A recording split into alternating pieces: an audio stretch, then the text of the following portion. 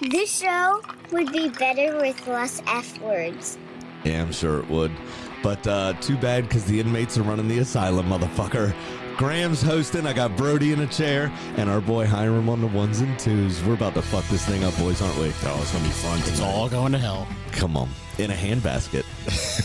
That's in a very old phrase that we use very often. And I've had to fill too much time to be able to say, let's start the show. Born in the land of Bowie, Maryland. Bred to be a fan of fucking Everton. Punch you in the eye and drink your rye. Sam Houston. Sam Houston? Arsenal fans have another Sam. AKA the fucking Gooner Graham. Stump of a lord. Look straight in shorts. Sam Graham, hey.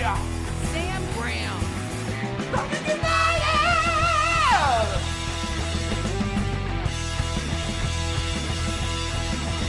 Fucking United!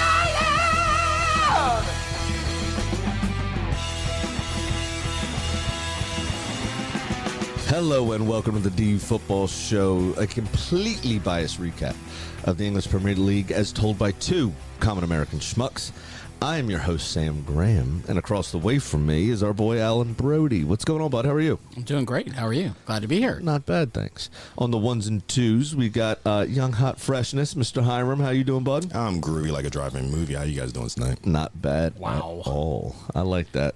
That's smooth. Yeah, I got We it gotta from a get friend. you like a bowler. A bowler? Yeah, like one of the little bowler caps.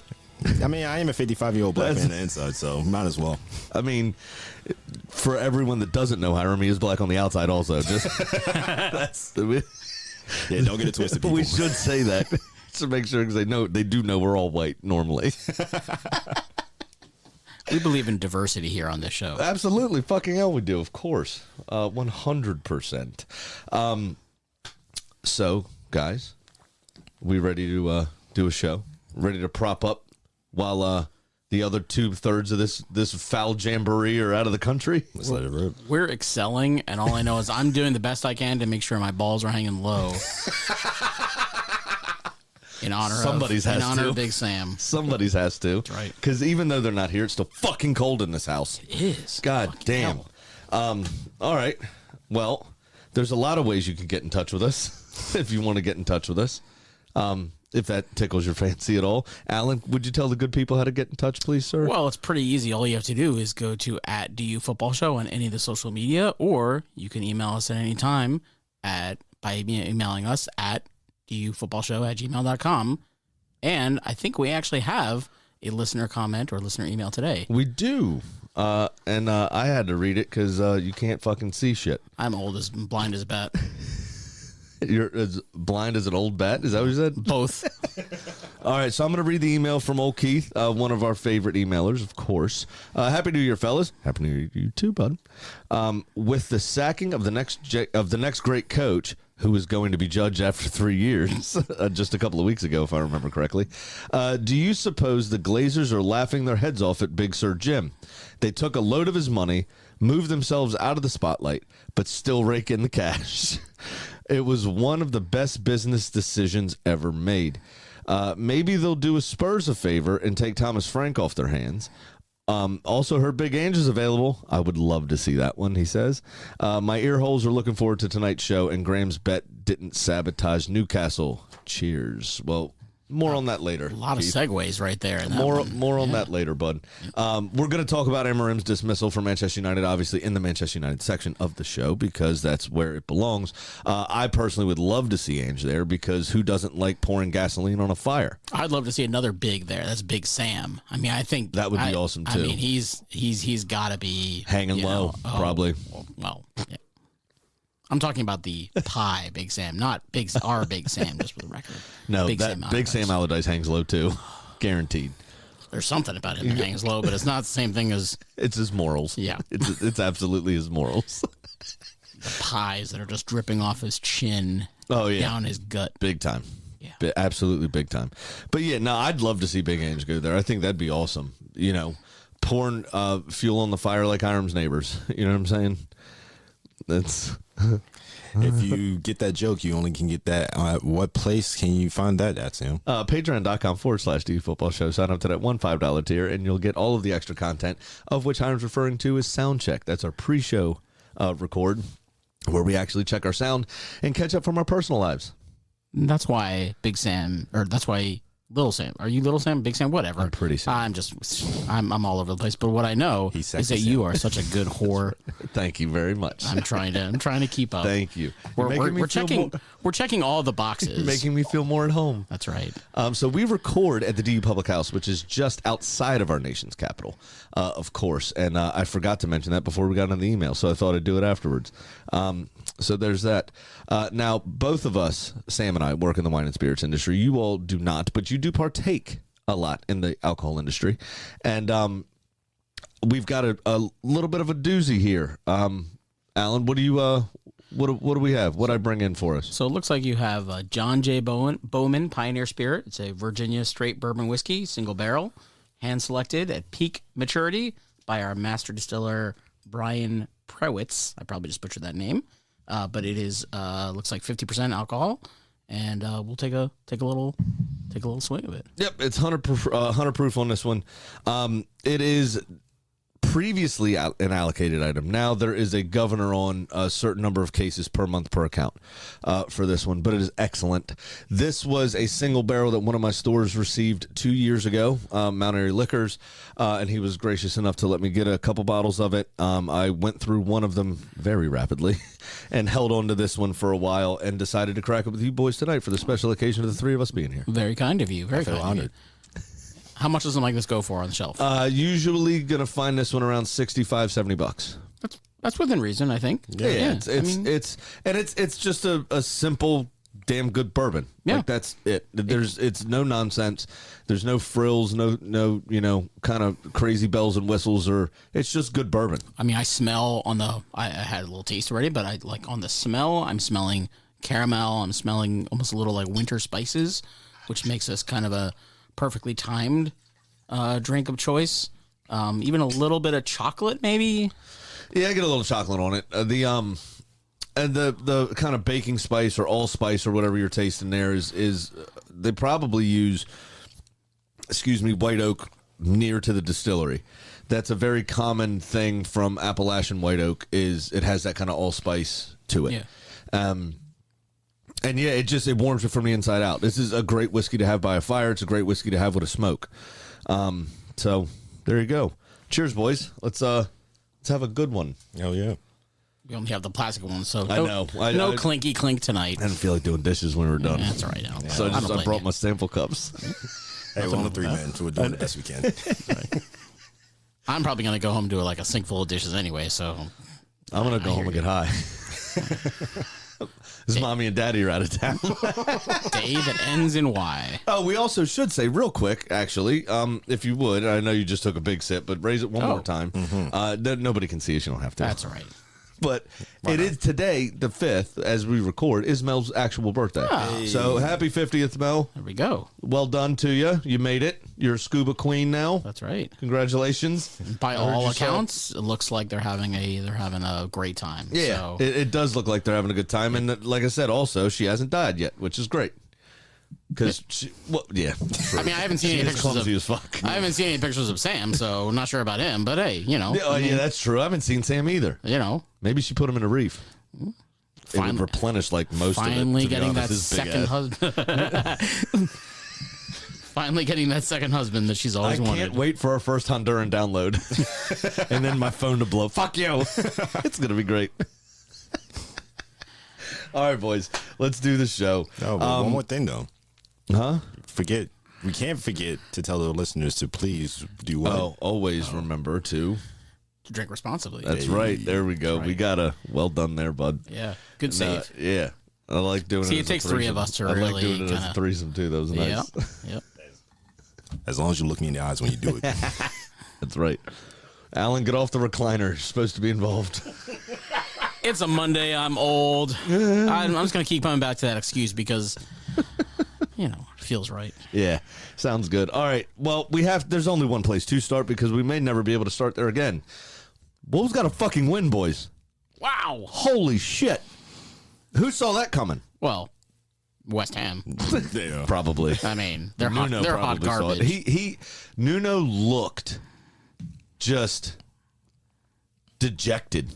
I guess would be the best word to use after John Arias' opener there, didn't he? Just brutal. I mean, to give up a goal to such a terrible team that early, I mean, it just had to just absolutely cut them to ribbons. I mean, you could just see that Wolves were up for that game. The fan, I'm impressed. I thought he was going to burst into tears, Nuno. The fans, actually, it sounded like, for a team that hadn't won in 20 games or 19 games, I guess, to start the season. Yeah, but did you hear what they were singing? Well, that was pretty great. Yeah, They were singing, we'll see you next year. Oh. Yeah. And then the West Ham fans joined in. Yeah.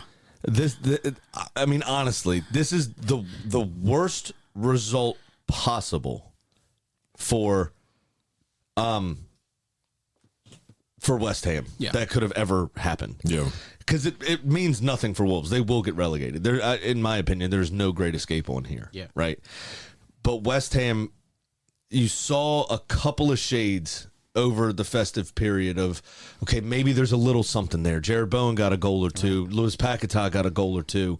It's like, maybe we have something here that we can build. Finally, Nuno's got his system kind of building. Areola's been playing out of his mind. Right. And he did in this game as well. Right. I mean, you said before we recorded that it probably could have been 5-6-0. Yeah. I mean, I thought Wolves were just on the front foot the entire game. And obviously that early goal really set them free. But, West Ham didn't manage a shot on target. Did they have not one? Not one. Not one shot on target. Wow, didn't even see that. So but what team was in 20th again? Exactly. What team's going to be in 20th is it might potentially be. West Ham. It might be, Fuck up but- my entire table again. But it was just an absolutely piss poor, abject, just depressing result for West Ham, and it ultimately again means nothing to Wolves. Although what I will say with Wolves is what it does mean is, this is kind of a backhanded compliment, but what you're seeing is that some of these young guys who are getting opportunities as the quote unquote veterans are not performing. You see somebody like 18-year-old Mateus Mane, who Had a fucking excellent game. great game. He was excellent. He was and Huang can't. I gotta. You got to mention the Wang when he penetrates the box like that. I mean, he was. He might have his fourth kid soon. And the second goal, of That's course. Sam Graham-esque, that.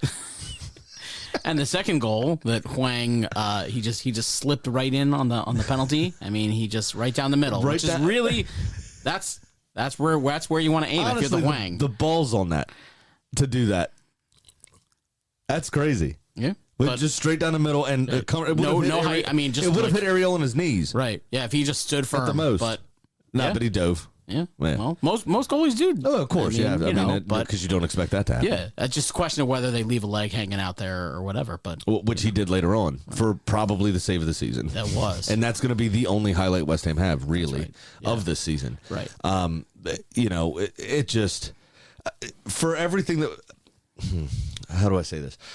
I'm not so Wolves were good value for money for what they've been for most of the year, right? Now, I can't remember who it was that said it, but one of their center backs, after, was it last week or week before last, saying, are we going to be remembered for being cowards and not even trying? Are we going to be remembered for the guys that went down that didn't give up, that didn't quit, that tried to save our Premier League lives? Right. And for them, this shows that. And they were on it from the off. I mean, it was inside 4 minutes John Arias scored that first goal.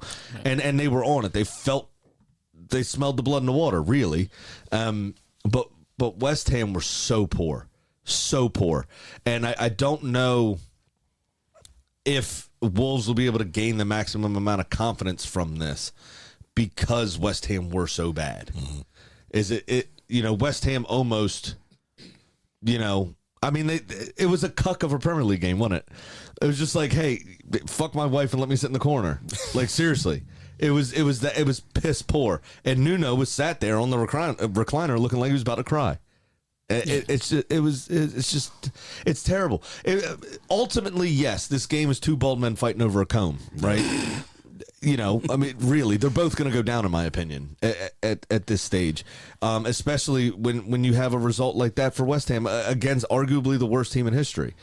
But they did double their point tally for the season in week 20, and that's something to say.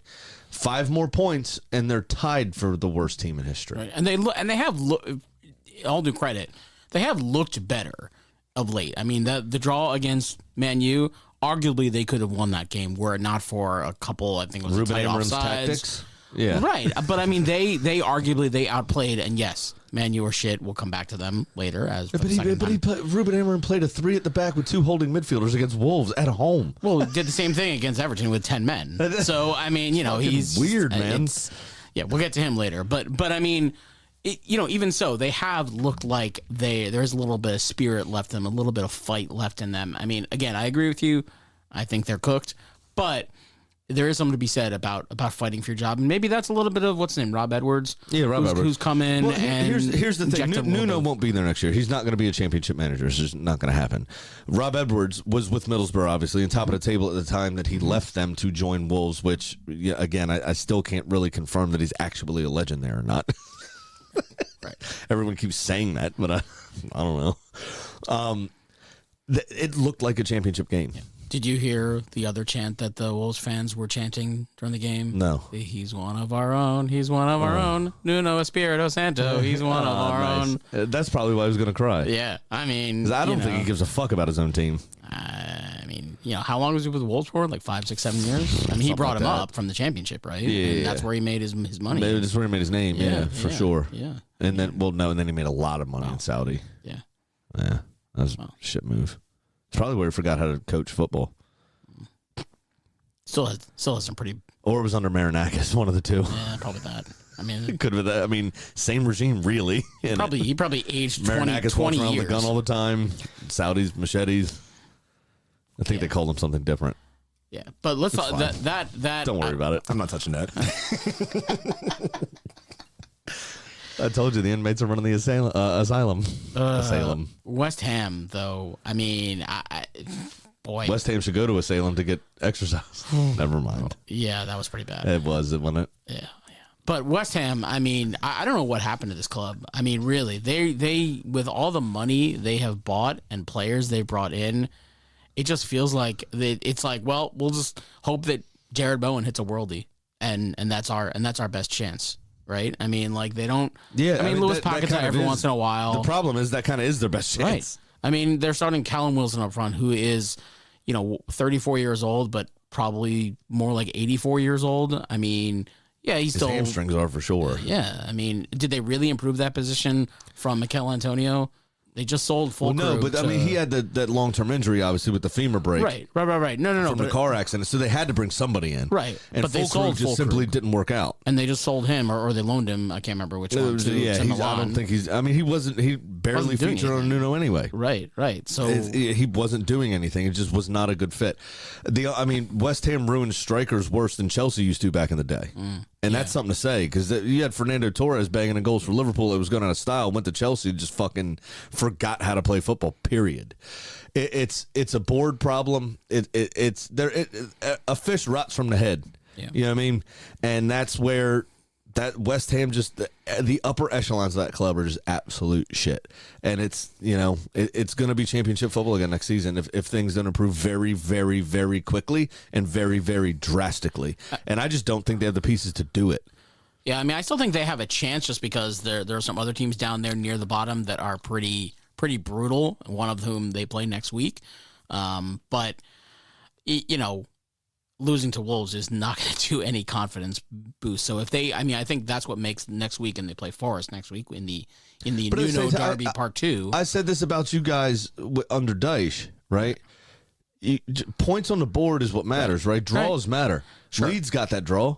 Right. They picked up a point on West Ham. Right. When West Ham could have picked up 2 and should have picked up 2. Yep. You know what I'm saying? Yep. And those are the things at the end of the season. Again, I can't tell you how many times people say, oh, what a great result against Liverpool. That's not what your season, if you're down there, that's not what your season is defined on. That's a bonus. Yeah. But every manager sits down with the schedule and goes, all right, that's a win, that's a loss, that's a win, that's a loss. And they tally up their points. And they go, okay, where can we go from 30 to 35 and make sure we're safe, right? What games can we target? And that ends up being like your Brentfords and your Brightons and your Fulhams if they're off the pace, kind of thing. And if you happen to get 3 points against a Liverpool or a point against Liverpool as Fulham did, you're you're padding that. You're buying yourself a little space, but you can't bank on that. Who's turning up to the Emirates right now and going to win? Seriously, that's down there. Right. Nobody. Right. None of them. Who's turning up to the Etihad and doing that? Right. None of those clubs. Right? They don't have the facilities for that, big man. You know what I mean? It's a very old sound drop from a different show. Okay.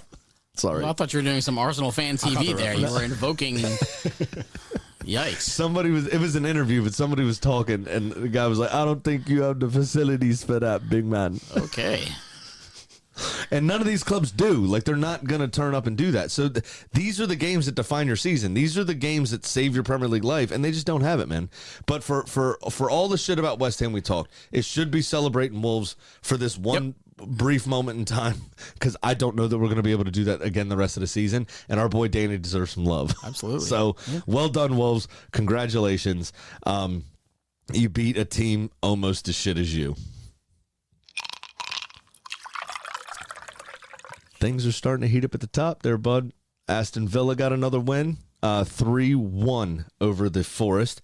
Arsenal survived a little squeaky bum time to go 3-2 over Bournemouth. And then Chelsea, with some late heroics from Enzo Fernandez, to rescue a draw at the Etihad. Only 4 points. 6 points separate Arsenal and Villa and City. City are only in second on goal difference. Now, it is a hefty goal difference over Villa because they started the season so shit. But it's a big deal. So start off with the Arsenal game. Actually turned out to be a hell of a game. Yeah, it did. I mean, I'm not really sure what happened. I mean, first thought was that Antoine Semenyo's last game at Bournemouth. And I thought he would actually turn out, big game, big opponent, really want to make a statement, sort of make like a potential goodbye to the fans. Mm-hmm. And, I thought he played okay, but the first real turn was completely unexpected when Gabriel had just lost his head. What was that? I don't think I don't think the ball was meant to go there. I think it was a big switch that he just misstruck. And of course, it just falls directly to who was Evan Nielsen. Evan Nielsen, he won't score an easier goal in his life. Yeah, it was.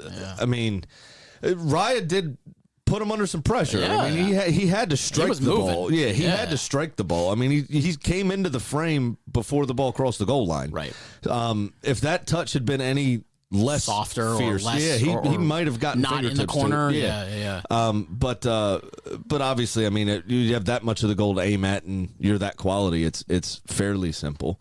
But really, once Arsenal got going, it wasn't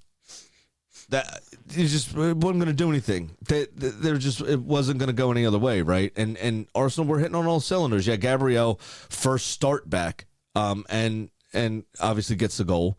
I'm sorry, he started against Villa, didn't he? Yes, Gabriel. Yeah, sorry, second start back, and gets another goal. Second goal in 2 games. Yep. And this one less controversial. But that play though was started, and it was beautiful by Madueke. I mean, he tiptoed that line, and they just sent that cross, and then it was just sort of bobbling all over the place. And Bournemouth couldn't get it clear, and it eventually breaks to Gabriel across the box, and really a fantastic finish. Striker's finish. See, with his left foot. See, this is what I'm saying. Yeah. Richarlison has no Brazil button. Gabriel pushed his Brazil button. Yeah. He's a defender, and he struck the ball like that. Yeah, that was great. That was really a striker's finish, really, the way he struck the ball and with the ferocity with which he struck the ball. Yeah. So it, and then you have Trossard and Odegaard getting the other 2 goals. Was it Trossard? No, it was Rice with both. It was Rice. Goals. It was Rice with Goals. both. I'm still on Villa. Yeah. God blessed. I'm so tired. Yeah, well, actually, you bring up Trossard. I was actually interested to see the starting lineup. I guess they were just kind of resting, rotating bodies, but Trossard was out for Martinelli, and as you mentioned, Madueke started for Saka. I assume they're just kind of rotating bodies. Absolutely have to. And Bournemouth haven't been on a great run of form. True. Right? So you obviously felt like this is the game you could. Now, the crazy part to me was rumors were flying around that Declan Rice had a meniscus problem and potentially was out for 4 to 5 months. Oh, wow. And then started the game and played all 90 minutes. It's like, well, not all. I think he got subbed off from Marino later on, but it's like, what? Well, why are you doing that? I mean, the headlines will be about Rice, and don't get me wrong, the two really clinical finishes. But I mean, to me, Arsenal will go as far as Odegaard will. We'll take them yeah. because both of those kind of goals, Odegaard and Saka, in my opinion, the two of them. Yeah, I mean, this game was because I felt like Odegaard. They're really, the two creative forces, really, right? I mean, if it's coming down that right hand side or from the middle from Odegaard. Right. I mean, to me, Odegaard on the first one, ball falls to him, and you can see that there's not really there. I think that I counted 4 defenders sort of in his path, and all he does, he just looks to his left. And he sees Rice charging towards the penalty box, lays off just a beautiful ball. And it's all about the weight of the ball. It was perfect. Rice perfectly in stride. Yep. Ball wasn't bobbling. Right. It was able to just strike it cleanly and just pass it into the back of the net. Yep. The one thing I will say about that, though, is a lot of people are criticizing Gyökeres, obviously, for his lack of, we all thought he'd probably be sitting on 20 goals by now. At least double digits. He's on 6 or 7, something like that, in all competitions. That sounds pretty good for a striker. Yeah, halfway through the season, it's not horrific. I mean, for sure. As an Everton fan, 6 or 7 goals, I'd take that. Yeah, for sure. The thing is, though, if you look, there's a camera angle that I saw a still shot of, and if you look from the other side of the field, those 4 players that were in Odegaard's path were all running toward Gyökeres. Right. His presence is what opened up that space. And so there are times, like think of great strikers from the past that didn't score a heaping amount of goals, right? Emil Heskey took up a load of space, occupied defenders, was on people's minds that opened up space for Michael Owen, right? And you need that player. Now, it sucks for him, and it's thankless because no one really sees it. But for both of Declan Rice's goals, he had 2 or 3 defenders around him, minimum, right? I just said the first one obviously was 4 or 5. But he was occupying defenders that opened that space up. Bang, right. goal. And I think you talked about Odegaard, you have the vision to see these things happen and are able to make the passes happen. And I think you talked about this last week, but what'll be interesting is as Gabby Jesus becomes more healthy and gets more. I'm not sure if he's going to be routinely starting, for that side, or as what's his name, Kai Havertz comes back into more fitness. I mean, you're going to have more competition for minutes, even if Gyökeres is going to start those games. You would assume that there will be a little more rotation in there, so it'll be interesting to see how they work that out over time. Yeah, for sure. Absolutely. What is good, though, is there will be a huge amount of competition for places. Yeah. And that breeds success. Right. That keeps everyone on their toes, and it keeps everybody firing because the guys that aren't in the team regularly will want to score or want to play well at the least, and the guys that are getting dropped are going to want their place back. Yeah, so I mean, that is a championship mentality. That is a championship level of depth. That is what we have lacked for the better part of 20-odd fucking years. Yeah. And now we got it again. I mean, as much as we just talked about the second Arsenal goal, the third one was almost, I think it was the pick of the bunch on Arsenal's side. We'll get to the best goal of the game here in a minute. But Krupi's? Yeah. Fucking hell, that was a nice strike. But we were talking about Odegaard. I mean, I've as nice as the layoff was to Rice, his vision to spot Saka on the run on the third goal coming down the right side, which Saka then drew out all the defenders and the keeper, picked out Rice in the middle, open net. But that vision to see that ball, to see that run, thing of beauty. Absolutely was. Rice picks out that ball a lot too. That sweeping ball out to Saka. Yeah, I cannot wait. My wife. So here's a little inside. My wife has put in for because we're trying to not spend a shit ton of money this year. That's our New Year's resolution, is to stop hemorrhaging fucking cash. And she put in for tier 2 tickets for the England game against Senegal in MetLife because I could do it in a day trip. She was like, who would you rather see, England or Scotland? My family's Scottish. The flower of Scotland before the fucking game is something I would love to behold in person at one point or another in my lifetime. Yeah. But they play in Boston, and I would have to get a hotel room. So New York would be a day trip. I could sleep in my car. I know enough people on the way home that I could find a place to crash if need be. Blah, blah, blah, blah, blah, blah, blah, blah, blah. So she put in the lottery for those tickets to try, and then she signed up for a credit card today that might unlock tickets to anyway. And we'll just never use the fucking card. We'll use it to buy the tickets, pay it off, and then fuck it. Yeah. And then cut it up. Close the account. But yeah, so that's I knock on wood, would love to fucking see Bryce that raking Saka. ball Yeah. in person Yeah. for England. I think that'd be awesome. Yeah. This summer. Hopefully also going in the next couple of years, going back to London again and seeing another game at the Emirates. But so that, I mean, all in all, it's a great win. It was the first time that we've played in 3 weeks, I think it is, before City. Yeah. And we're able to extend our lead at the top and put the pressure on them for a change. Was it nervy for you at the end there after Krupa scored that banger? It was. I mean, Fucking yeah, it was. I was terrified. I don't remember any like shit in a brick. I don't remember any like big chances. I mean, there might have been a couple like half Didn't chances. matter. But yeah, I mean, when you're down, I guess when you're only up one and you're up near the top, every half chance is like a It's heart like the and mouth greatest moment. chance ever. I mean, Yeah. Manchester United won the treble on a half chance. Right. It's True. and Bournemouth possessed the players that can snap at a half chance, like Krupi. Yeah. Right. Like Semenyo for the that moment. was a banger. Like and it was a fucking solid hit. Yeah. That Yeah. it was an excellent hit. But you saw what they did to Liverpool the first day of the season. I mean, they can hit you on the break. Bournemouth. Yeah. It's not a joke that team. They are in a bad run of form right now, but they can fuck with you.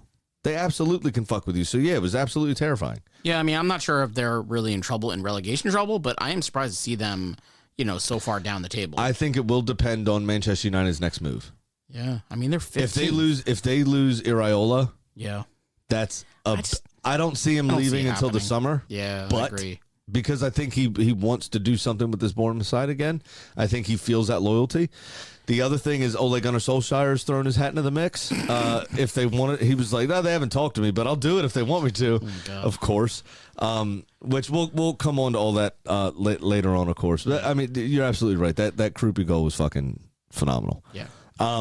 Let's move on to Villa 3, Forest 1. Another sort of shit Forest performance. I mean, Ollie Watkins should have scored in, what was it, 2-3 minutes into the game? 2 minutes, yeah. Great save from John Victor. from old Johnny, old John boy.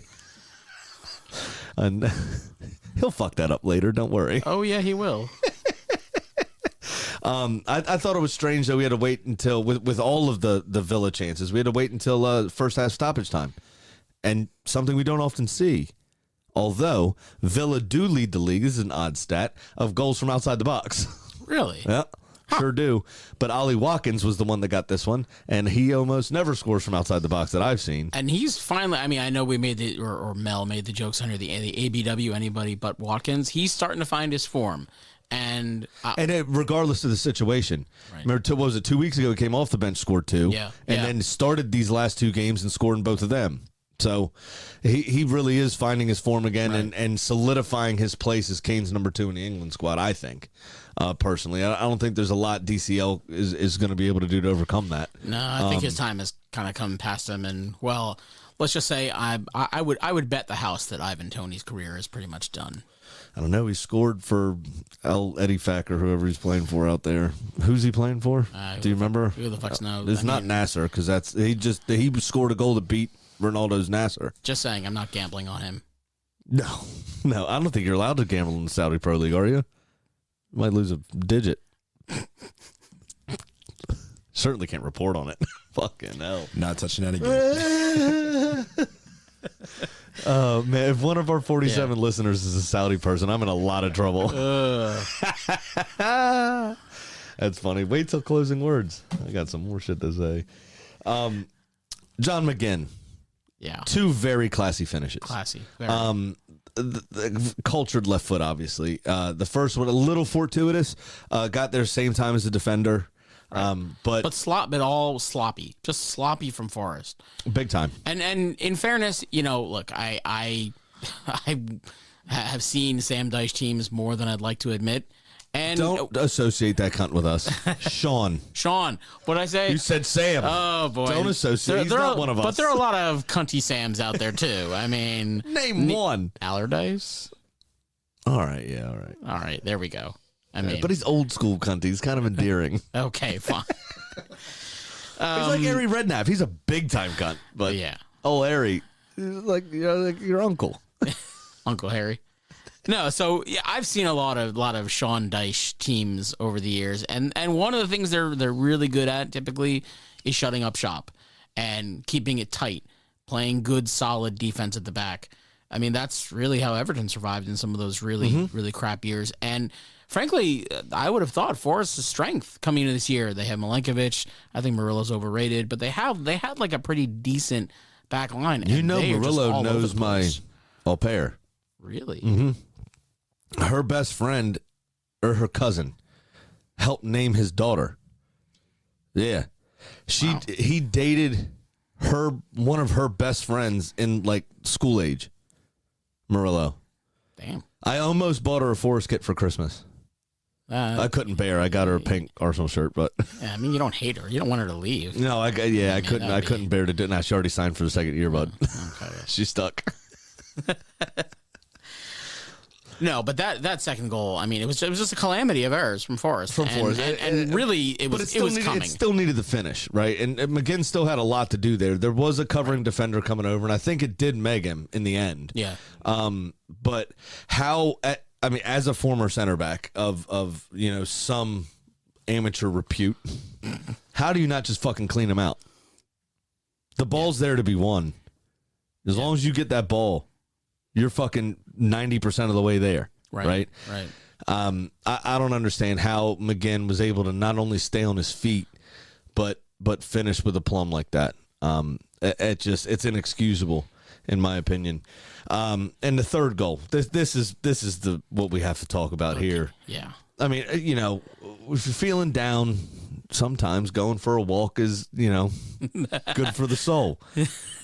Not when you're a fucking goalkeeper and you have two defenders on the player that's got past the ball. He was closer to the center line than he was to the goal mouth. I mean, I'm not sure what was going on. What are you thinking? Like, just. I got secondhand embarrassment from that, and I'm not even a Villa fan. What are you thinking? But McGinn with a great really finish. Classy. Yeah, absolutely. It was a great finish. Ball goes outside the post and then curls back in. Obviously, that shot from right behind the where you saw sexy. the bend. Yeah, it was a great trajectory on the ball. Yeah. Very pleasing to watch. But I just. But what happened to Matt Sells? I mean, he was like the keeper of the year. No, he was injured. I thought he was healthy again. No, he had finger problems. He's healthy again. That's what they all say. Yeah, he got caught in a bad cat. He is Austrian, isn't he? Don't they do the German sex stuff too? See, I'm equal opportunity. See, it's fine. Don't worry about it. This is the time on Sprocket when we dance. Yeah, that's an old school reference that neither of you will know. I'll bet he had a finger. I don't have any idea what you're talking about. Okay. Old Saturday Night. I bet you Mel and Sam would know. Oh, that's an old Saturday Night Live skit. Sam just walked into the bathroom to masturbate for sure. They no, he had a finger injury and they're trying to ease him back. He is their starter. Yeah, for sure. Matt especially Sells. Now, kind of rush him back after that. Oh yeah, they have to. But what a decision. He also injured himself on the play. Oh really? Yeah, and a few minutes later ends up going down in tears, and they has to be subbed off. Yeah. I mean, they're in trouble. I mean, we spent a lot of time in the first segment talking about West Ham, but Forest, I mean, yes, Villa, you expect that result against Villa, but it was the manner of the defeat. It just looked, I mean, yeah, I know Morgan Gibbs-White had a classy peach finish. Of a goal, to be honest. Yeah, it was well done. Yeah, I mean, he was set free on a kind of a deflected through ball, which made its way through. It was a nice finish. But still, there was a couple here this weekend that I thought goalkeepers could have done better. Yeah. And that was one of them for me. Pretty sure that was one that was near post, wasn't it? No, I think he went across. He chipped the goalkeeper to the top left, didn't he? Yeah. There was one that Areola had in the Wolves-West Ham game that got beat near post, I thought. It was the third one. It was Mane. It was the 18-year-old. But he to be fair, I guess, it did come through one of his defender's legs, and he might have been unsighted, but you're cheating that way anyway. Right. You should be able to get there. Right. But yeah, there was a couple. I thought, I don't know what to make of Forest, man. They have a lot of quality players. They have some injuries, right? Chris Wood hasn't featured in fucking ages. I don't know what's going on with him and when he's going to be fit again. But it's like Sean Dyche just surgically removes goals from teams. It feels like. Yeah. And what are those doctors called? Angels of death or whatever? They like bring patients to the edge of their life to save them, and then their God complex kicks in, and they like it's a profile I saw on Criminal Minds once, for serial killers. But anyway, I feel like that's what he does. He's like, let's see how far we can take this. Or you remember the episode of Seinfeld where Kramer was taking the test drive and he was seeing how far he could get to E before it ran out of Yes. That's Right. what Sean Dyche is. Right. Is like, let's fucking Burnley. Didn't they qualify for the Europa League, scoring under a goal a game on average? Mm-hmm. Like, this is what he does, man. But I mean, and it's sad. It's. I mean, all these people talk about anti-football and teams setting up to be backed up against the wall when you're playing them and making it difficult and all that kind of stuff. Sean Dyche goes, you know what? I'm not even going to try to score. I'm only going to stop you from scoring. Force is a dumpster fire, though, just not just the way they play, but the Marinakis, ownership. And it's just, is anyone really going to be upset if they go down, say, for instance, instead of West Ham? I mean, I almost kind of want them to go down, not because I have any ill will for them, but just fucking owners. It's kind of annoying. Both of them are kind of cunty. Yeah, for sure. I don't disagree with that whatsoever. All right, let's move it along to City versus Chelsea. Young hot freshness. 1-1. Thank you. Yep. Much appreciated on our side of the city. Interesting decision before the game. We knew there was tension, obviously, but Maresca's out before this game started, and you had Seth MacFarlane or whatever his name is, Stewie, in charge of the team. Yeah, and then he goes toe to toe with one of, if not the greatest manager the world has ever seen. and mind you, he also did this. I think the same week he wasn't even able to get into the first team building as well too. Like wasn't able to get in. Like his pass wouldn't let him get into the first team building at all. Who, MacFarlane? Yes. Holy shit. So Did he just impersonate somebody and they were like, upgrade him? His passes didn't work. They just didn't let him in. So, yeah. He That's did all brilliant. that. Showed up with his academy staff notebook. Pulled out the fundamentals out. And then next thing you know, we get the draw somehow. Well, that's what happens when you have a squad that's all academy age. Well, there's that too. Really? I mean, Esteval should turn into Lamine Yamal, shouldn't he? With this guy in charge. He's obviously going to take charge of the midweek match as well, but you have Liam Rowe Sr. is going to be the one coming in. That's what it seems like. Announcement expected probably as the show drops in the morning, but it might be available tonight. Who knows? Yeah, we'll see. Hey, if it's available this week, I think we can all Hang shake our our heads. hand. That's right. It's good stuff. Yes, we got it out. More or less half chances early on for both sides in this game. It got off to a little bit of a slow start, huh? Yeah.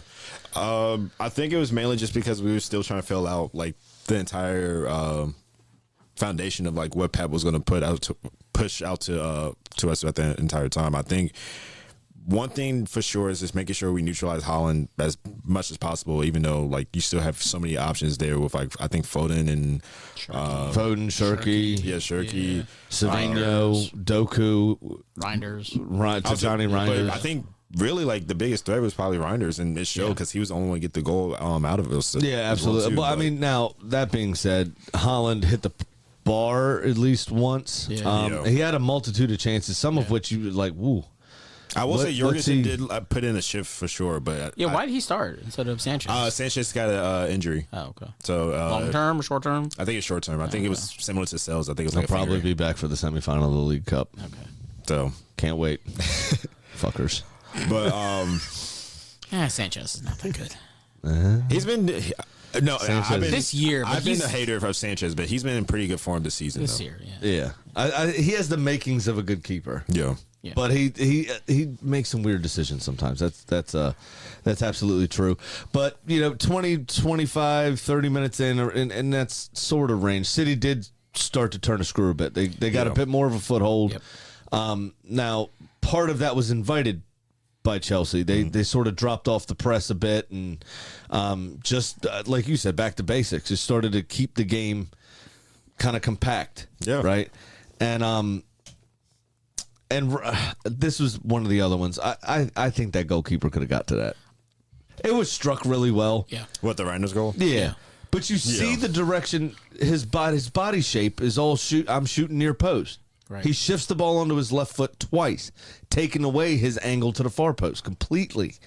Once he takes that second touch, you know where he's going. I mean, he roofed it. It was traveling. I actually Bro, put a he little didn't more. even jump till the ball was past him. True, but I put a little more just blame on the Jorgensen. He always defender. does that. I mean, It's a common thing for him, unfortunately. I don't know who was defending on that play. I think it was by the issue. No, it was Chalaba. Okay. Who might have been because he was like literally. I mean, they had to really play kind of like a manufactured back line there because there was Essentially. not. It was. I saw that. I think it started Achimpong on the right Well, or yeah, something like because that. we have Cucurella was Cucurella's injured. still. Casado was out with the suspension. Right. Of course, Colwell has been out for the entire year. Right, So right. we basically were doing this with maybe 3 of our best players out, Yeah. and then of course no fucking coach. So that's another thing. Oh, that's true.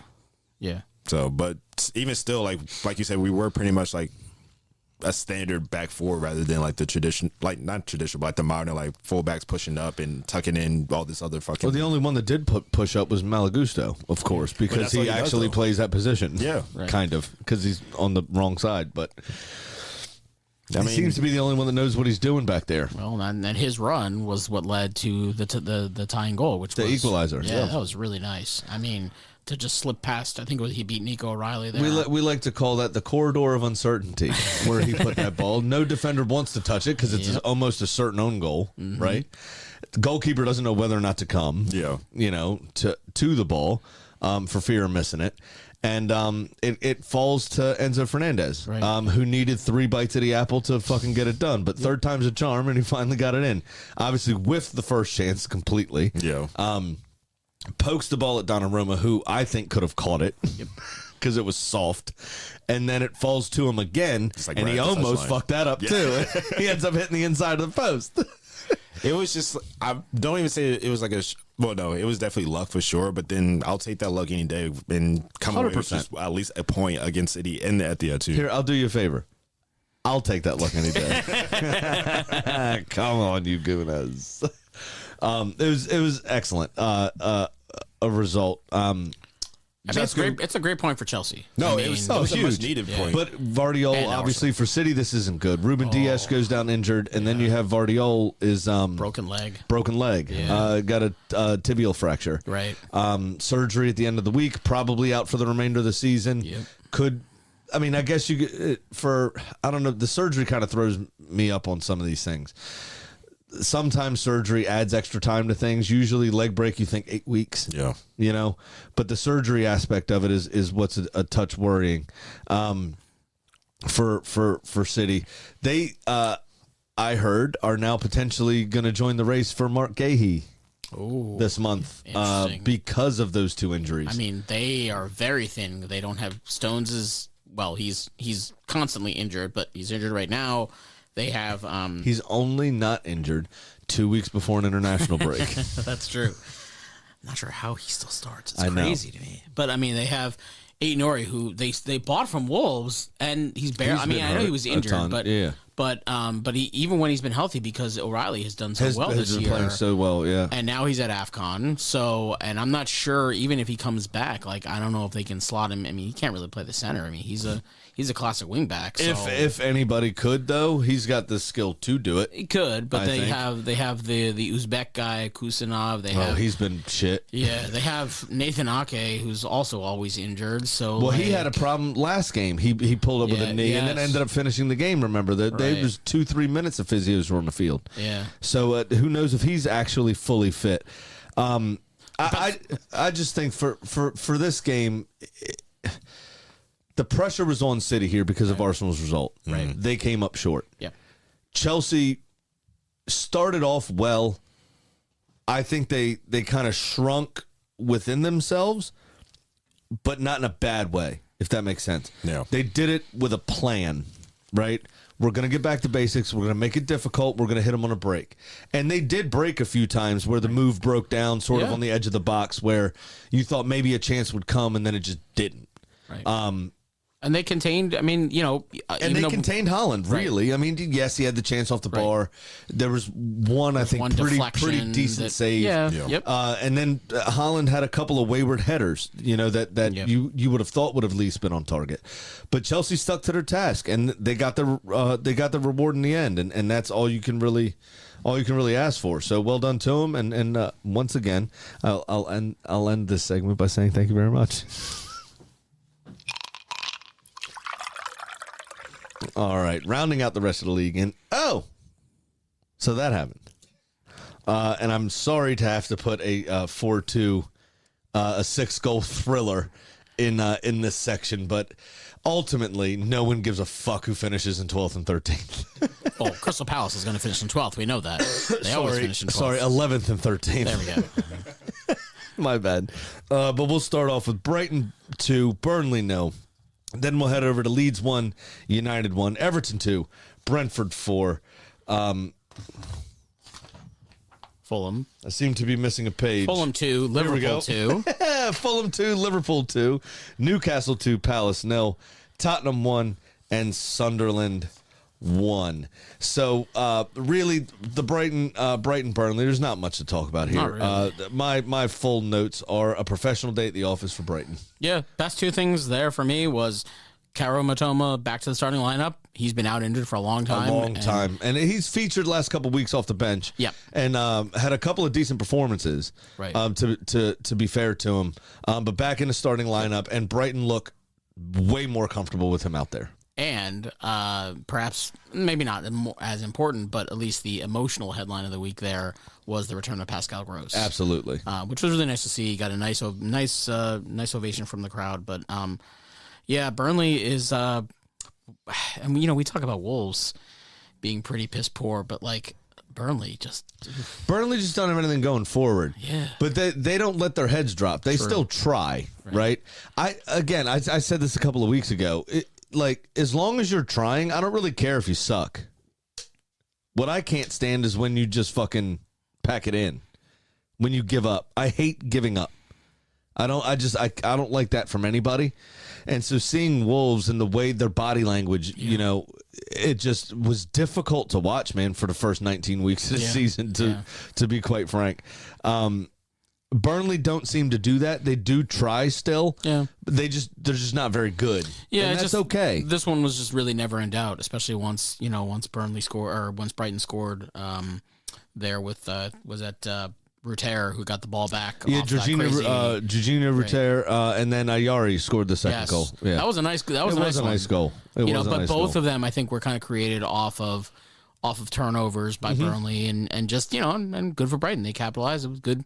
Like you said, good professional day at the office. Yep. Leeds 1, United 1. Do we really have to talk about this game? I mean, there's not a ton, to be honest.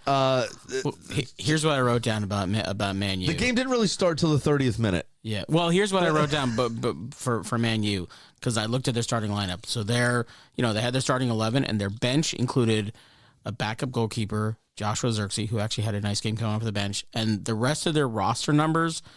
33, 38, 39, 61, 70, and 72.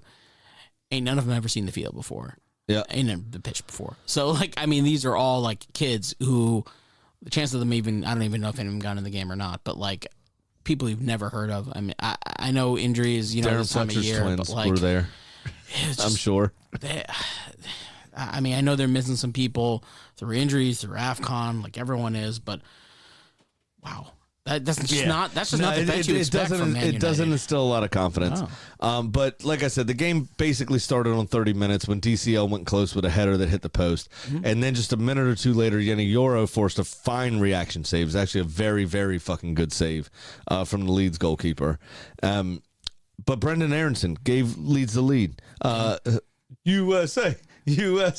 That dude looks like he's 16 years old. I know, I was still. shocked to see, like, he's 25. Oh, Man. yeah. He still looks quite young, Aronson does. But finishing well past Lemons. Yeah. This is another one where I think the keeper could have done better here. I mean, I don't know. The whole defense could have done better because it was a very simple ball over the top. Really, It was just a hopeful. I think Strauch was the one who just kind of threw it up there, and I think that he beat Aronson beat Heaven to the ball. Beat Heaven to the ball. Yep. You know, Aiden Heaven. Yeah, he didn't learn that at Arsenal. I'll tell you that. But I mean, Fucking and he looked pretty good. But boy, I mean, either Aronson is super fast, or he just made Heaven. I mean, he look really was slow. when he was 16. I don't know about 25, Aronson. Yeah, I mean, but yeah. It wasn't great. 2-3 minutes later, though, Cunha equalized. Xerxes springing him free down the right. Yep. Good finish from him, though. He still had some work to do there to finish that ball, but he did it well. Well, this was the one where more than the Aronson goal past Perry, this one the Aronson goal past Lemons, I didn't Perry rushed out, was caught totally in no man's land. On Cunha's shot. I mean, all he had to do was kind of lift it over him. And that, to me, I mean, granted, he wasn't quite as far out as John Victor, but he was really, I guess he was trying to get to the ball before Cunha, but he was never going to win that, and it kind of left him pretty exposed. Yeah, absolutely. So, absolutely. But the real story, Ruben Amorim's out off the back of this. I guess we're not going to do a ton on this because we are almost an hour in and we've got a fair few games left to go. But it starts with the interview after this game where he went on a very strange rant about, I got hired to be the manager of Manchester United, not the head coach. Yep. I am the manager. Well, it was widely reported at the time of his signing that we've hired a new head coach named Ruben Amorim. His formal title was head coach. And at the time, if you have a problem with that, you probably should have sorted that out in the fucking contract talks. Yeah. Yeah. But he didn't. And he also name dropped a few managers, which was weird. He said, I'm not Tuchel. I'm not, or said I might not be Tuchel or Conte or Mourinho. Yeah. But I am the manager of Manchester United. Which ironically very are strange. Three guys who all of whom historically have fallen out with ownership or leadership, club leadership. So it's like, if that's the comparison. Well, two of them also snubbed Manchester United, and one was ousted after a season and a half. Right. So not really sure what the comparison there he was going for, but whatever it was, I think I missed the mark. Well, what I think it is I think he wanted to be fired. I think he was miserable. He didn't want to be there anymore. His wife didn't want to be there anymore. Yeah. And he finally had enough, and he couldn't make the results bad enough for them to fire him. So he decided to call them out in a press conference, and that's something their ego can't take. I mean, he was the master of his own downfall. Stubbornness. He stuck to his 3-4-3. Would not change. We talked about it earlier against Wolves, an insipid Wolves team when they were playing against 10-man Everton. He had three guys in the back. It was just such a large swath of that game huge. as well. Yeah, it was like 85 and minutes. Set up that way from the start against Wolves, which is strange. So there's no flexibility whatsoever. No, so they which, like, I guess, in Portugal when you're with. Where was he with Sporting? Sporting Lisbon. Like, and you're playing Benfica and Porto and, kind of some of those teams. All right, you can probably get away with it. But That's probably not going to work in the Prem. I mean, No. You have to adapt. Not in the cut and thrust of the Yeah, Premier League. There's no exactly. fucking way. Right. It's you just can't. And the other thing is, Sporting Lisbon are one of the biggest clubs in Portugal, and that's fair fucking dues. Fine, whatever. They are not on the same level as Manchester United as a club. Manchester United expect to be on the front foot every game, no matter who they're playing. They expect to be challenging for every ball, and his Manchester United over the last 14 months just hasn't done that. Period. And he finishes with the lowest winning percentage of any Manchester United manager since Sir Alex Ferguson left. It's just 31.7%. And there have been some horrible, pitiful. And there have been some horrible lows. Last season was pretty much a complete toilet. The interesting thing, this year we all laughed and enjoyed Grimsby. We all laughed and enjoyed when they lost, to 10-man Everton. We all laughed when they. When they could only get a draw against Wolves, we all laughed at Michael Christopher pretty much every week when he would post stuff. I mean, that was hilarious. But which, by the way, you can find some of that good content on our closed group. Yeah. And how can and is that something you should do? Oh, absolutely, you should do it. It's Drunkard United FC on Facebook. Just go find that, and that's where all the hashtag bants happen. BANTZ, by the way. There's always some good bants there. But I mean, the ironic thing is that United, for all their issues this year, they're still sitting in sixth. I know. It's wild. And they're only 3 points off of the Champions League spots. I mean, so it'll be really curious, kind of spinning it forward. It'd be curious to see, are they going to go, try to hire a long-term manager now, or are they going to wait until some bigger names come available? There's anybody available at the moment. Right. You also have two people in Ali Glasner, I'm pretty sure, and Iraola, who are both out of contract at the end of the season, so they'd be free. Right. But they think they have a very capable coach at the club who's going to take charge in midweek. And Darren Fletcher, whose twin boys are in the academy and on the bench for the first team these last couple of games. But you also have Ole Gunnar Solskjaer in the wings, who, when he came in as an interim, had a great run of form. Knows both of them, Fletcher and Solskjaer, know the club inside out. What about a Michael Carrick, though? Also, same another option. Yeah, could be. Although, after Middlesbrough, I think his the subsequent teams haven't done as well as they did. But he did architect the kind of platform, because I think they made the playoffs in his first season as Middlesbrough manager, and then lost in the semis in the championship. But so he's coming with some sort of reputation. Right. But a step up from there to Manchester United is a big fucking step, right? Right. Although he was there for ages and fucking, again, knows the pressure, has the respect of those around him and all that kind of stuff. But I still think that's the more likely option. Someone who can kind of steady the ship and maybe get them across the line to something in Europe. And then in the summer, you've got the, post World Cup, you've got the Ancelottis, you've got the Pochettinos, the Ancelotti's Xavis. done. Yeah, I think so too. But I'm just saying, he's done his career. Even Tuchel, he's done his career. I think you're probably right, but because there are some big names. Ancelotti's going to fly back with the team to Rio, and you will never be able to drag him off that beach. Guaranteed. The cigars are good. They do business with Cuba.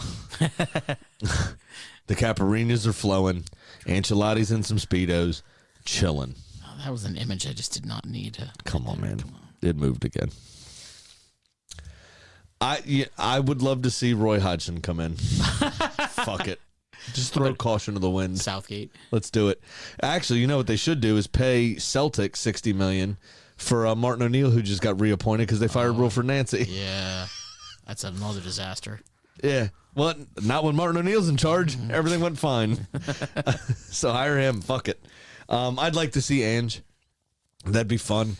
If nothing else, to see him complain about more shit and just still bring up Tottenham all the time. I just think we need an Australian. I think that's kind of what Manchester United deserve. We need an Australian accent in the Premier League. It's just fun. It's more fun. It is fun, and I do like his interviews. Yeah. But yeah, Amorim was the only the person laughing the loudest in Manchester was Ruben Amorim as he took his £12 million to the bank.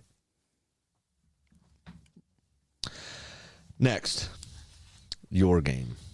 Ugh. And I'm very excited to pour you the shot of barrel-aged Malort, which you've never had. Possibly not for the first time this year, this Everton season. 2, Brentford 4. Early on, y'all did all right. You forced Kelleher into a pretty good save. Yeah, McNeil actually like showed he still has 2 functional legs, which is not something we've seen much He does of. often, yeah. No. But then it became the Brentford show. Yeah. And why don't you talk about that a little bit? Ugh. I mean, and this all pretty.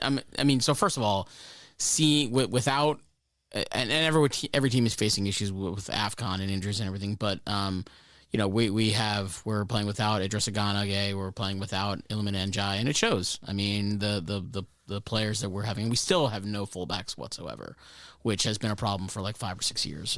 But that first goal all came from a giveaway from JB's favorite player, James Tarkowski. Passed it right into traffic. It was Gabrielle-esque, one might say. Oh, it was pretty bad. I don't think it was that bad. But Fuck off. well, hey, at least Gabriel redeemed himself. Well, fair dues. So there you go. Which Tarkowski did not. Several times he was at fault. But no, and it was great. It was a great takeaway from Janelt, who fed Thiago streaking through the box. I mean, you know, and in a foot race with Michael Keane and Thiago, we know who's going to win that race every single time. You know, nice little toe poke to take it back across. Pickford was moving to the right. Ball comes into the left. Just classy finish. You know, really, really nice. And really, honestly, Everton was lucky to only be down 1-0 at halftime. There was for sure. There was a fair few chances there. Yeah. Pickford did well to get to a couple of those. But Igor Thiago, obviously, with the hat trick. Yeah. Overall in the game, and I can't remember the last time in Everton side.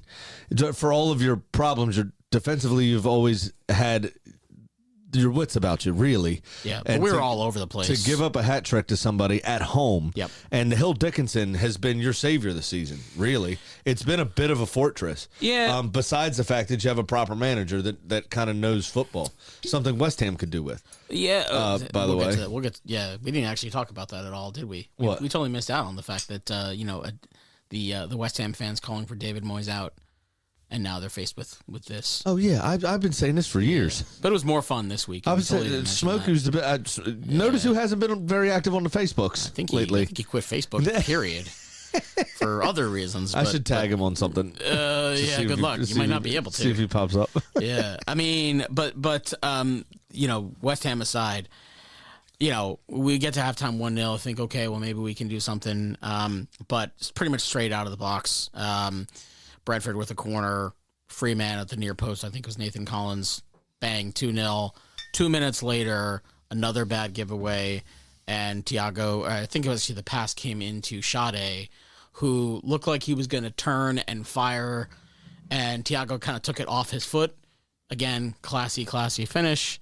And, you know, it was 3-0 before you knew anything. And what do you always say? You hate those goals coming right in. Right after halftime. Right after halftime. Well, we gave up 2 within the first 6 minutes. Right, and that's not indicative of a David Moyes side. Yeah, we just kind of lost our defensive shape, and everything was just all at sixes and sevens. It's one of those things that y'all were at 6-7 for a lot of the game. I'm hip. And did you see Cameron? It finally made it to the preschool. Oh boy, yeah, she's been doing 6-7. So and she's got Avery, the 2-year-old, doing 6-7, and all of it's really starting to piss me off. I think the kids are now onto the whole. We're done with this because now it's a big thing with the parents and the old people, and so we don't want to be associated. with it. That's all we got to do is just we start doing it. They hate it. Right, exactly. Yeah, but after the second Thiago, so there's anything you don't like, just start saying it a lot. There you go. So after the second Thiago goal, they did a quick VAR review. Did you see after they cleared it for offsides? Did you see Thiago went up to Beto and hugged him? And it was weird. Like, whoa, what was that about? Like I did that once at Soccer Dome. Yeah, like Beto wasn't mad. He was just kind of like a playful, like kind of shove away. It was just kind of like. Well, they're both Brazilian, aren't they? No. Beto Portuguese? Beto's Portuguese. Oh, okay. And I think he actually plays for like Guinea-Bissau or Gambia or he has like one of those like. One of the colony. One of the okay, fine, you can have one colonies. Yeah, but Sorry. So at that point, I mean, game is pretty much cooked. You're really loving that, aren't you? Portugal sucks, man. They had Brazil, so when the Europeans carved Africa up, they were like, "Okay, fine, you can have this one." It's like a tiny one. Portugal's getting a lot of grief. Not like a good one. Portugal's like getting a lot of grief in the show. Amarim, now this, or the entire northeast or northwest side, like France got. So bad. game is pretty much gone. Colonization is horrible. Imperialism is bad. And if I was a Dama Traore and that had that many oil reserves, I'd be worried. And you can learn more about that in our spin-off show, Sam Graham Talks Politics. Sorry, I can't resist. It's bro, if I can't try to laugh, my head will explode.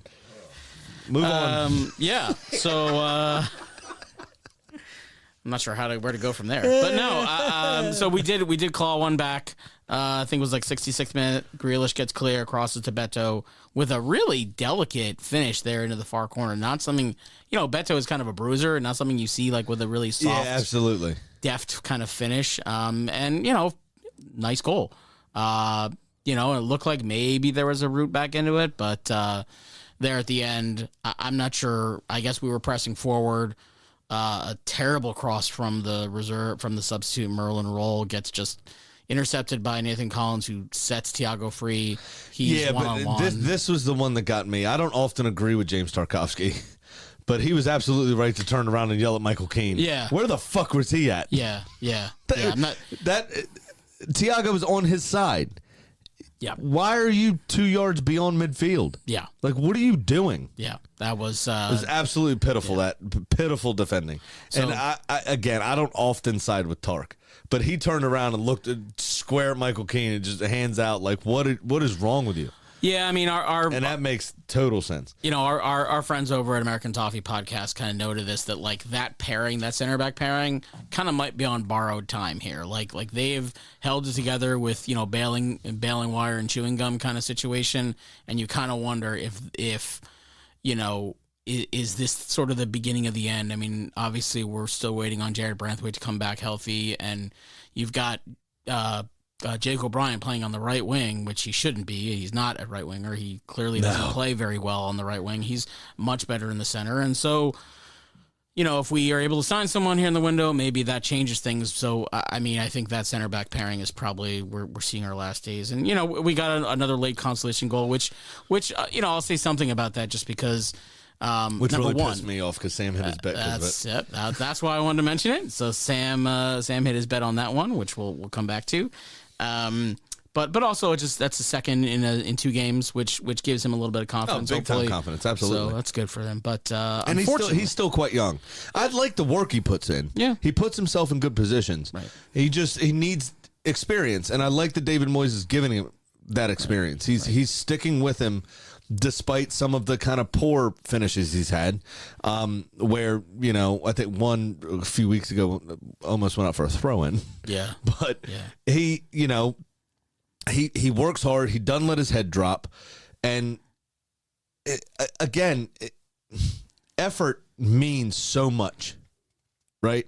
As a player, if you're not putting in the work and you're bad, that's anger time. Right. But if you're working hard and it's just not coming off, you can still endear yourself to the fans. Yeah, and you can see that when the first, not so much this goal because of the circumstances and the timing of it, but the goal he scored last week and against Forest, and the first one he scored, you can see the reaction of the fans and his teammates was indicative of the fact that he's put in a shift on the training pitch and in the games, and that he's well liked, and absolutely everybody's over the moon for him. Everybody's over the moon for him. It was absolutely, but too little, too late, and unfortunately for me, you know what that means.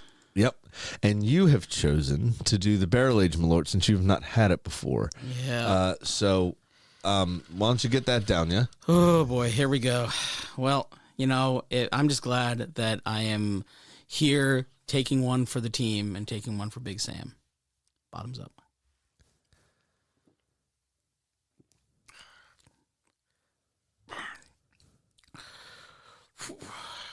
It's still bad, but less bad.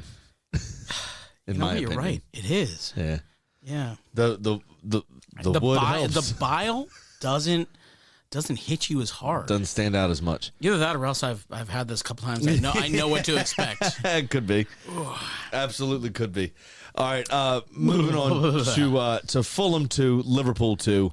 Can we just skip to the end of this game? No, I'm joking. Pretty much. Liverpool got off to a decent start, created a couple of chances, but didn't take them, obviously. And then Fulham, the amazing part of the beginning of the game is really all we need to mention, is Fulham carved them straight open with a very simple through ball. Yeah. Yeah. And it was a beautiful, beautiful flick by Jimenez to set Harry Wilson free. Harry Wilson, I mean, there's another podcast that does the underappreciated players of the week, and this guy, I mean, he's had health issues over the years, but I feel like he's having a real renaissance kind of year. What is a health injury? I don't know. I'm just blood cancer. There you go. Sure, whatever you want it to be. It's words in an extreme sense. There you go. But no, I think he's having just a renaissance kind of year. I mean, 100% even like I said, it was a I like him a lot flick. as a player. I think he's great. Yeah, beautiful flick, but he still had a lot of work to do once he gathered it in. Oh, big time. Allison, great keeper, and he just lasered it past him. 100%. Gakpo was lively throughout the game. It took a long time. Playing in a false nine, very interesting. Yeah, took a long time for him to get on the score sheet. Finally hit the post once. I think he hit the crossbar at another stage, or maybe forced Lennon to a save, something like that. But he finally did get his goal. Little bit of suspect defending. Well, that was the second goal. It was the second goal. Yeah. Yeah. I'm just because I mentioned him. I figured I'd get it out of the way. Yeah. And also just very quickly mentioned that we're going to refer to him now as Richarlison Jr. The score of taking your shirt off ends up fucking in the end. Oh man! But I do just want to go back to Florian Wirtz's goal. Yeah, and even before that, though, first of all, I do have to say on the Wilson goal, it was very tight offsides. They went to review it, and you saw that. I don't know if you noticed who played him on sides. It was our good friend Virgil. Oh, was it? The Dutch tulip. The Dutch tulip. Yeah, so if we could, all just... Moment of silence. Moment of silence. Thank you very much. But he... Tell me I don't listen to this podcast. Right, yeah. This... So there was that. Now I'm glad you mentioned that way. So let's now go to the Florian Wirtz goal real quick. There's a big controversy about this online. Hiram, have you seen this yet? No, I have not. So if you look at the little automated men from the automated offsides, Florian Wirtz's foot is turned like this. If you look at the still image of the real life action, his foot is straight. And if you use the penalty spot as a reference point, which just behind the penalty spot is one of the grass cut lines, he clearly looks offside.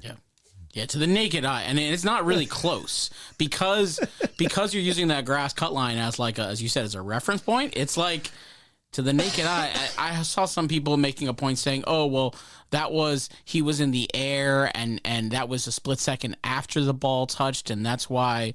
The VAR. I'm just saying, I've seen this online from multiple people. Yeah, it's multiple people. Yeah, it's interesting. I don't know how they do the automated guy. Yeah, I don't know how that works. Right. I would just say, don't worry about it. Goals are the best bit. Yeah, more goals, the better the game is. I mean, but it also does underscore how crappy the whole offsides thing is. Like, does he really gain it? I mean, that's what I'm saying. Does he gain an advantage from a toenail? No. Right, I know. Right. Under the rules of the game, that's offsides. Fine, potentially, or whatever. I've been a firm proponent personally of Arsene Wenger's proposed change, which is daylight between them. Yeah. Your whole body has to be past the defender, right? Not just a toe. So, because what advantage are you gaining? Next to none, really. Shocker. Sam Graham turns this into an Arsenal agenda. He works for IFAB and FIFA now, and I don't really care for FIFA. That's well documented. Although I'm very excited to see who wins the first war prize. Just had to put that out there. But then we finish the game with Harrison Reed. 3 months shy of 3 years without a goal. He last scored in April of 2023. And then he pulls... Yeah, this one was okay. Then he pulls this out the bag. This goal season. Not even close. Like, to me, I don't even know what number 2 is. They should skip to number 3. This should occupy the top 2 spots. Top bins. It was a fucking laser beam. I mean, fucking laser beam. I don't know how. I mean, he is in acres of space. Oh, yeah. I mean, I don't know where Liverpool's at. Well, and who was at fault again? The Dutch tulip. Once again, he was not closing him down. Now, in fairness, because I am a fair arbiter, I don't think anyone. Unlike my esteemed co-host. I don't think anyone expects Harrison Reed to pull this out of the bag. No, absolutely fucking not. Like I said, the context is he's only 3 months shy of having not scored for 3 years. Yeah. That's why this level of goal is what? Yeah. Where did that come from? And why the fuck haven't you been doing anything for the last 3 years? Ginger Thunder. Right? I mean, it was what a fucking goal that was. If you're gonna score an equalizer at pretty much at the death, I guess there were still a couple minutes left because of the goals. But well, obviously, yeah, there was 7 minutes of stoppage time. Gakpo scores his goal in the 94th of 97, but then Harrison Reed in 96 out of 97. Right. I mean, absolutely fucking crazy, and it 100% could be goal of the season. And the funny thing about that is when Gakpo scores, I took note of the announcer says, Liverpool win it deep in stoppage time. Gakpo takes his shirt off. And then the announcer literally, so I think it was Kevin, greatest name in the entire Prem, has the ball on the left. And so at that very moment, Kevin has the ball on the left. I don't know who's defending him. The announcer says, having trailed and now leading, surely Liverpool can't let this one slide now. 2 seconds later, bang, boom. Yeah, fuck yeah. So that's what I'm talking about. That's exactly what I'm talking about. I mean, I'm getting a Woody just thinking about that goal. There's a lot of erection talk this show. I don't mind it. That's fine. I'm trying to make up for the man who normally sits in this chair. That's me. All right. Moving on to Newcastle 2, Palace 0. A pretty entertaining game. I don't think Palace played poorly, but Palace didn't really have anything going forward. Yeah, was pretty much all problem. Newcastle. It was essentially all Newcastle. It took a while there to get it going, but Guimaraes and Taiwo getting the goals. Just another one of those kind of sort of professional performances, really, you'd say. They limited Palace's chances in the final third, although I think it was Nick Pope in goal. Did need to make a couple of saves. Yeah. I was surprised to see Brennan Johnson start. They were fairly routine. So Brennan Johnson for Palace, I mean, literally just brought him in and they started him right away. It was kind of interesting. Nope, not his name. Ollie Glasner. Said that he needed, or he only had because of when the deal had to be done and all the stuff because of the New Year holiday and when the window opened, he had literally 40 minutes on the training pitch with his teammates. Oh boy. But they've got those 2 playoff games coming up for the Conference League to make it to the knockout rounds. Yeah. They've got a League Cup game this week. FA Cup game this weekend as well. Right. You've got the midweek game. He has to rotate. Right. And when he rotated against the was it Uzbeki side that they played? Wherever they were from, Azerbaijan or something like that. So wherever they were from. Yeah. When he rotated the squad, it was all kids. Yeah. Because they're simply not very deep anymore, and the depth they do have is injured. Well, and they're also missing. I mean, the guy who would normally start there is him, but also Ismaila Sarr is at AFCON. At AFCON. But Munoz is a big in that miss. position, but Munoz is a huge miss, the wing back. Yeah. But so they had to do something. Yep. And he's fit, so throw him in there. Yeah. I mean, talk about a baptism by fire. It was nice to see Wissa get a start. I think Woltemade has been a little. I'm really anxious for this hectic schedule to kind of calm down. I want to see them play together. Yeah, it'd be interesting. I really want to see them play together because Woltemade is known for being kind of a false 9 rather than a 9. When he was playing in Germany, was very much an attacking kind of like a second striker, sort of do it all. Yeah, like he had vision, he had good passing, all those sorts of things. And V says we saw in his last season at Brentford last year with 19 goals, and I'm pretty sure 18 and a half of them were headers, right? I mean, they were. He's a no nonsense fucking go get him, kind of bullish player, and Voltamata has tried to do some of that, but it's just that's not his game. He's more of the passive, sort of, flick here, touch there, might shoot from distance. So I'd like to see them play together and see how that would work, because I don't think they would get in each other's way. Yeah. And then finishing up here, we've got Tottenham 1, Sunderland 1. Bit of fun for the opening 20 minutes, but nothing too threatening until another person that hasn't scored for fucking years, Ben Davies. First start of the year. Gets a goal. Yeah. Because he sucks. Yeah. He's slow and he sucks. Yeah. Well, and I don't know if you saw when I saw him start, I was like, Sunderland got this. Yeah. Yeah. Simon and he was starting on the shreds. And he was starting on the left. Normally he's a center back, which is weird because he's not that tall. He's not that mobile. If I was Lafie, nope, Labrie. Lafie is the player. Yes. Labrie is the coach. Yes. There's too many Frenchmen. Yeah. And half of it sounds the same. It's terrible. Again, you've got some Lacroix. You got some they're all. They're all very effeminate. Lacroix and gin right now. That'd be nice. If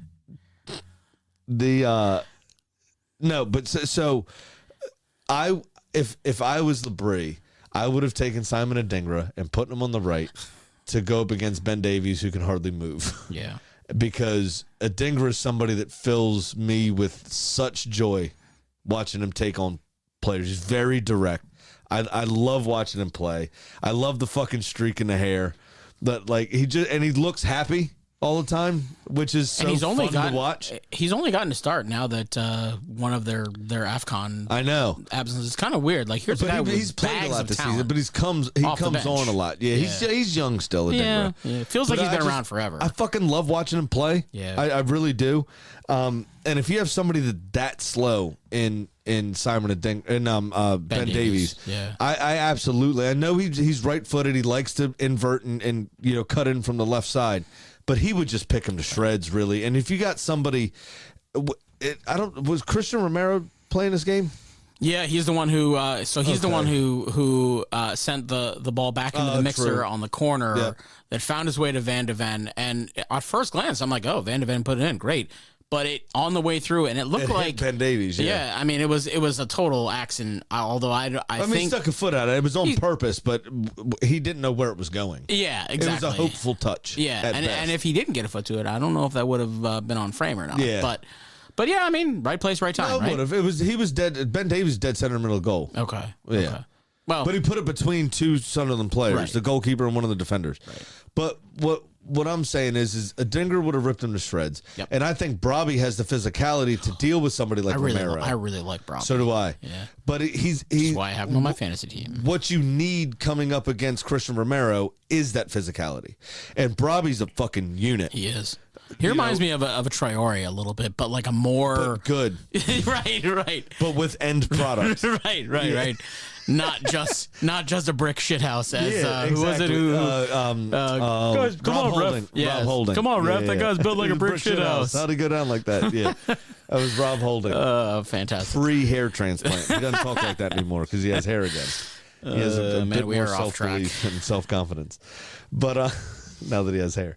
But yeah, so you need somebody like that to come up against Christian Romero because that's what he's going to give you, right? So if you crumble under that, you're in trouble.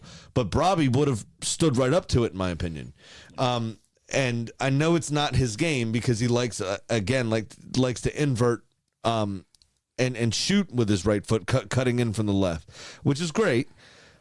But if you had him on the right, cooking Ben Davies every 10 seconds, just pumping crosses into Brobby, eventually Christian Romero is either going to give up a pen, he's going to get sent off, or Brobby's just going to get the better of him. Yeah. Right? Because I think Brobby's a very good player. Yeah. Well, and he showed it. He showed it that there later. Scored against us. Yeah. And he did it while backing into Gabriel, right? I mean, he kind of pushed Gabriel aside, to be quite fair, and then kept his composure and was able to finish with a plum in that game. So I think it's again, points on the board as a newly promoted side is points on the board, especially away at what is traditionally a Big Six club. It's a big deal. I think Tottenham were here for the taking, and Sunderland could have done better. Could have, but it was a really nice. It's a good point. It's a good point, and Robbie, I don't know, the 1-2 that he played with Lafay to score. I mean, it was worth the price of admission. They definitely value for money on their on the draw. So, but and it did finish with Enzo Lafay and Brian Bobby doing their business, making the Tottenham backline look like school kids and part-time footballers. Sure money. Well, you've been waiting all day for this. Holy shit.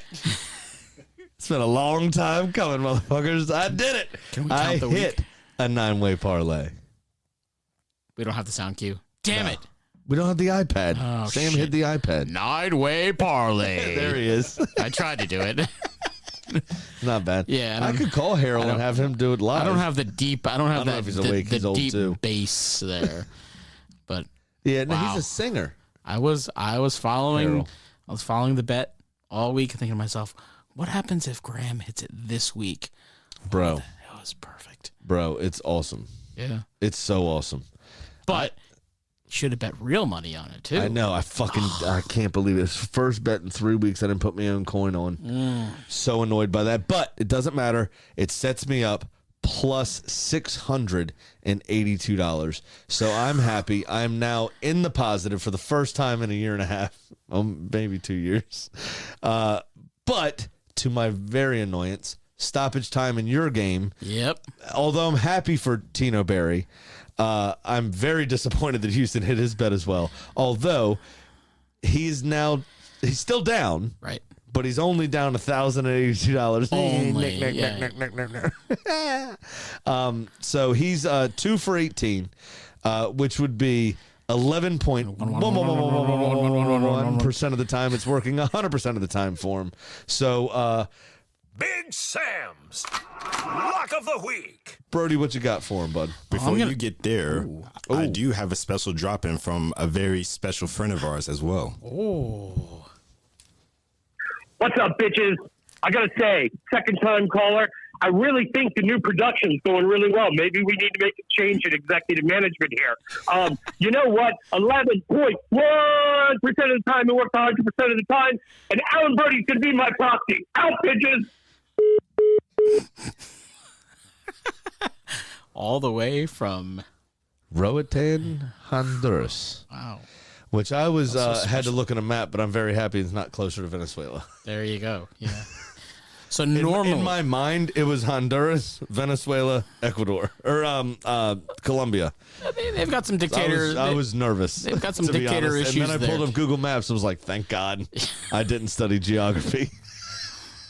I think you've already almost gotten stuck in a foreign country once in a lifetime. I think that's enough for you, for Sam. You guys almost got stuck over in England with the COVID. So. Yeah. We almost got stuck in England with COVID. Yeah. And then we almost got stuck in New Orleans as well, which that's can right. be defined as another country because pretty things are weird there, man. It's French. We've already defined how we feel about the French here. So Everything sounds the same. yeah. Have you been there before, New Orleans? I have not. I do want to go there though. It's a very weird town, man. It's a ton of fun. Isn't No, this it the seems betting like segment? Isn't this the betting segment? Yeah. Okay. But it's weird. Listen, we do what we want. Hey, the inmates are running their Asylum That's today. true. Come on. But it's weird. It's so weird. That's why it's the like show time is going to doesn't be 2 exist. hours. I'll You're check it just out. drinking all the time and listening to jazz music. It's awesome. I'll check it out just because of the Creole aspect and also the Haitian aspect from And the it, too, food, so. yeah. Oh, And of course the food. Food's fucking I need a beignet. fucking Yeah. amazing. Maybe some shellfish. Slowly roll there. A lot of those. He's got fucking half his suitcase Packing gonna the be Benadryl. Benadryl. Yeah, half his suitcase gonna be Benadryl. All right, Yeah. go on. So normally I'm the kind of guy who follows the Sam Graham philosophy of 6, 7, 8 leg parlays, but because Yeah, 'cause when you get that one, it feels you get such a boner off it. So I fit one more in. So, but because I'm filling in for Sam, I tried to keep it a little more low key here. So I have come up with a 4-pick parlay for the midweek games. So I've got Fulham or tie. It's a double chance. They're playing Chelsea, and I just feel like, but I feel like they'll be buoyed by this performance by the Harrison Reed banger. I fully expect him to do that again this week. But that's for 3 years. You get 2-2 now. He's gonna get 2-2. Yeah. No, but his ginger ass is out for the next 6 months. But a derby, anything can happen in a derby, and with Chelsea still playing without a manager, then just not sure what's going to happen. Bro, listen, that goal was so good. That goal was so good. That you still have a boner? No, his boner won't go down until at least the weekend, and you can't run around like that on worldwide television. That's not gonna happen. So Fulham a double chance, Fulham or tie, and a Harry Wilson shot on target, at least 1+. I have West Ham, Nottingham Forest in tomorrow's game. I have, because I don't trust either team, I have a Jared Bowen shot on target because he always somehow or another comes up with a worldie. And because I have to put in something with my heart, Everton to beat Wolves. Wolves will still be riding high off their one win, and Everton will be looking to bounce back at home. Oh, David Moyes ain't going to let them put 2 of those performances in a row together. So those 4 legs would give me/Sam those come in at a +616. +616 for y'all? Not at +616. All right, you're going to have to keep me apprised. I will. So I probably won't listen back to this either. Yeah, I'll probably. To be fair, I'll put a couple of bucks on that in real life too. All right, nice. So I got all this cash on me now. I don't know what I'm gonna do. 15-leg parlay. Daddy's gonna buy some caviar. What I am gonna do though is I'm gonna keep it simple. 6-leg parlay. 1, 2, 3, 4. 1, 2, 3, 4, 5. It's only 5. Oh, wow.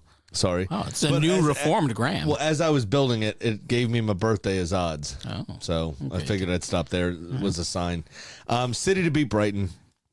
Under 3.5 in Villa versus Palace. Over 1.5 in Fulham versus Chelsea. Arsenal to beat Liverpool. Oof. We're at home. Okay. And they suck. They do. No Salah. Yeah. Helpful. And then Newcastle to beat Leeds. There you go, Keith. Ooh. I was gutted that it hit based on Newcastle because I was fully prepared to come on here and say, away my balls again. But I'll give you another chance for Newcastle to fuck me. So Newcastle beats Leeds. That gives me +517. Solid. Bang. So that's going to wrap everything up for us in an hour and 36-minute banger. Hope you all enjoyed yourselves. Either of you, I'm going to throw it to both of you. Do you have any parting words at all for the end of the DU Football Show? Because I already made my Adama Traore oil joke because it fit where it was because I made a different racist joke. Well, the only thing I'll say is kind of the cunt of the week. If any of you saw that, I think this was posted like 2 or 3 times on the Drunkard United closed group. I think it was a, here we go again with the French references. My God, it was a Ligue 1 game. I think it was Monaco against Lyon or one of those where you had was this this Koulibaly's dude. brother? What's that? Was this Koulibaly's brother? I don't know. Other Was he the Koulibaly? dude with the well, it was like a karate kick. Yeah, to the red face. card. Yeah, to the face/neck area. Yeah. Clean. Total clean. I can't remember who it was. You might be right. The defender was Koulibaly for sure. Okay. And he's his famous brother played for Napoli. Right. Kalidou Koulibaly. Yeah. I'm pretty sure they're brothers. Yeah.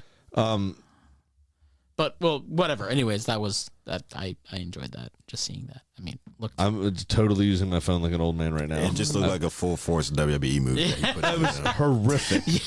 That challenge. I'm actually surprised. I don't think the other guy got hurt or anything like seriously. Anyways, but No, he sold it like he did, but I don't, like you said, I don't think it was like any serious thing. I mean, I don't know if you have to sell that. I mean, Yeah, just literally. It was Monaco versus Lyon. Okay. Yeah.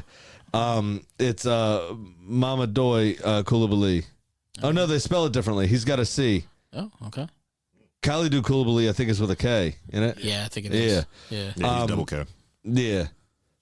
Careful.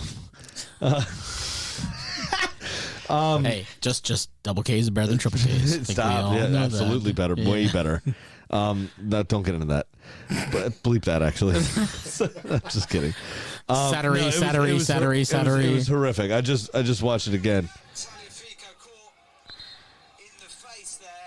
I mean, it's on his jugular.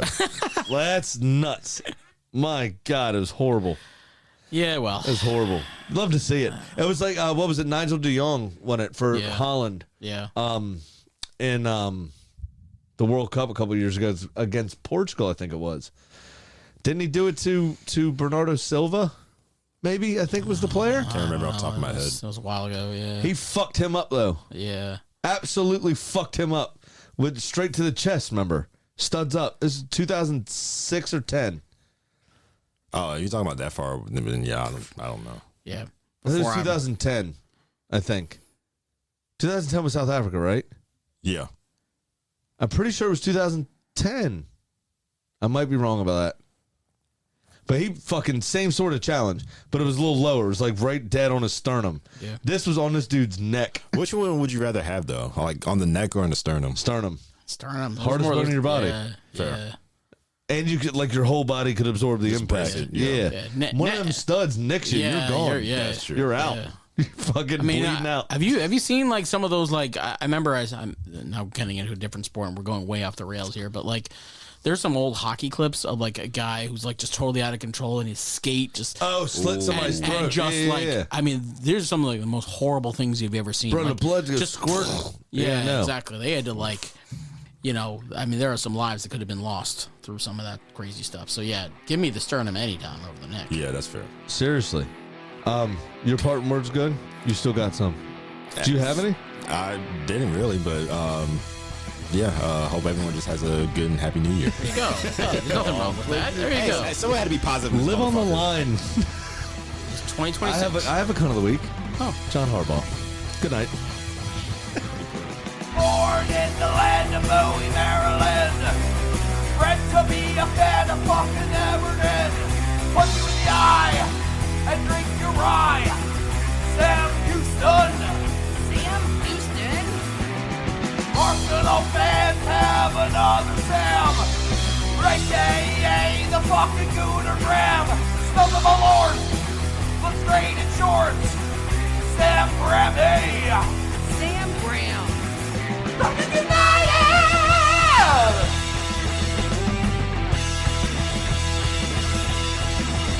Fucking United!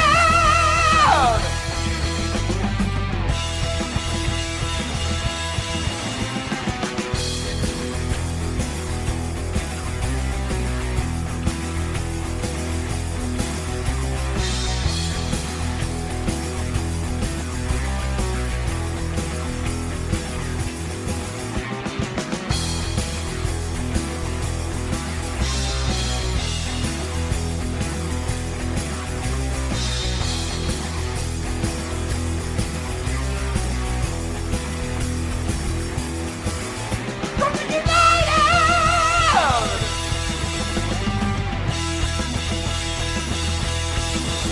Fucking United!